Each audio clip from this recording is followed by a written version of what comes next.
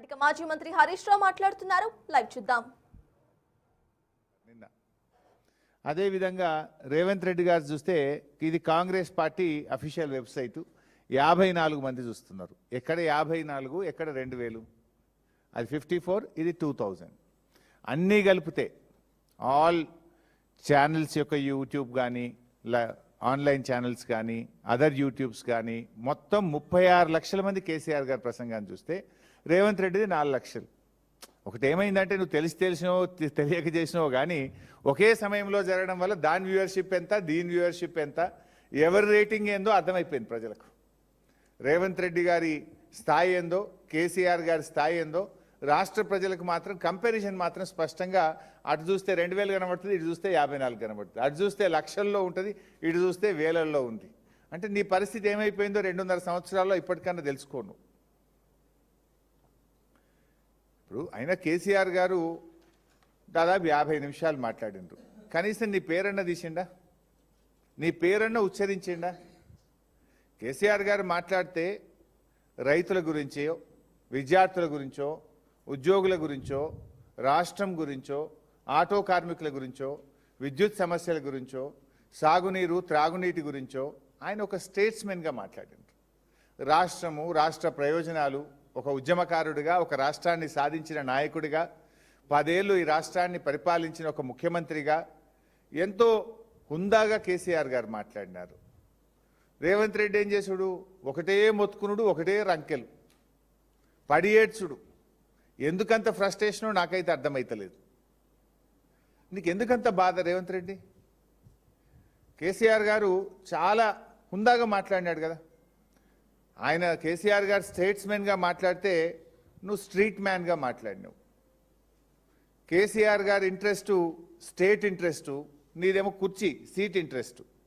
ఆయనది స్టేట్ ఇంట్రెస్ట్గా ఉండే ఉపన్యాసము, నీది సీట్ ఇంట్రెస్ట్గా ఉండే నీ ఉపన్యాసం. నేను మళ్ళీ గెలుస్తా, నేను మళ్ళీ వస్తా, ఇదే కదా నువ్వు మాట్లాడింది. అసలు అయ్యేదా పోయేదా? అది నువ్వు తల కిందికి పెట్టి కాళ్ళు మీదికి పెట్టినా బీఆర్ఎస్ ప్రభుత్వం వచ్చేది ఖాయం. దాన్ని ఆపడం నువ్వు కాదు, నీ తాత జేజమ్మ తరం కూడా కాదు. అది స్పష్టంగా వ్యూలోనే కనబడుతుంది కదా. వ్యూస్లో ప్రజల మూడు, it indicates the mood of the people. 36 లక్షల మంది కేసీఆర్ ప్రసంగాన్ని చూడడం, 4-5 లక్షలు కూడా నీకు చూడలేదంటేనే that is the mood of the state, that is mood of the people.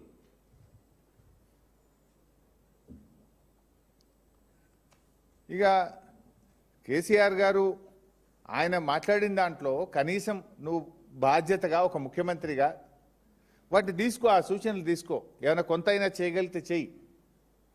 Congress party మళ్ళీ గెలిచేదైతే లేదు కానీ కనీసం ఇప్పటికన్నా ఇంకా 2.5 ఏళ్ళు మిగిలింది.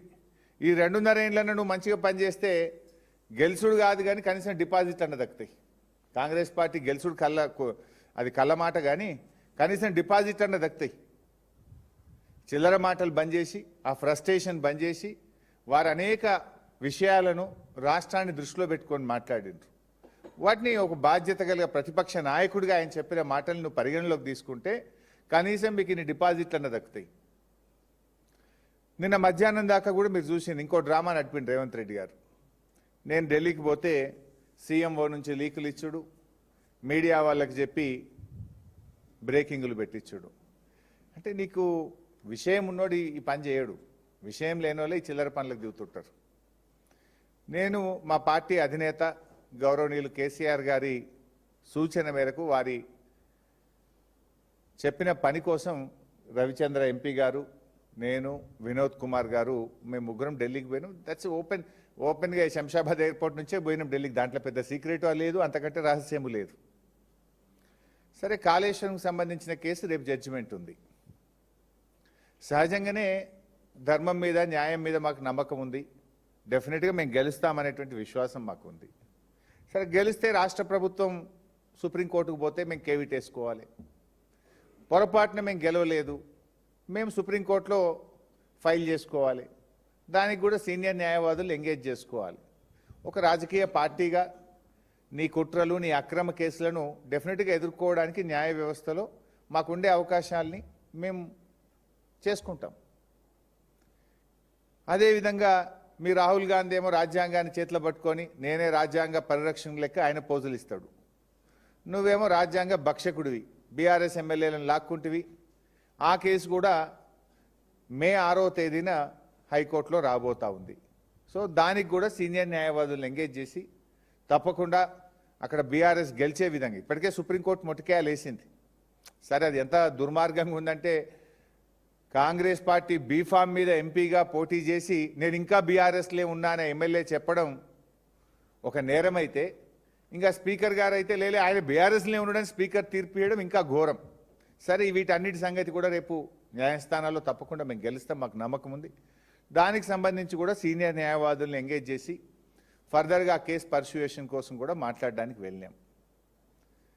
వీటితో పాటు మరో ముఖ్యమైన విషయం కూడా ఉంది నిన్న ఢిల్లీకి వెళ్ళిన దాంట్లో. అదేంటి? బ్యాగుల కేసు. బ్యాగుల కేసు ఒకటి ఉంది కదా, ఓట్ ఫర్ నోట్ కేసు. ఆ కేసు కూడా రేపు సుప్రీంకోర్టులో మధ్యాహ్నం 3:30కు వస్తుంది. రేపు మధ్యాహ్నం 3:30కు రేవంత్ రెడ్డి పట్టపగలు 50 లక్షల నగదుతో బ్యాగులతో దొరికిన కేసు రేపు మధ్యాహ్నం 3:30కు సుప్రీంకోర్టులో వస్తుంది.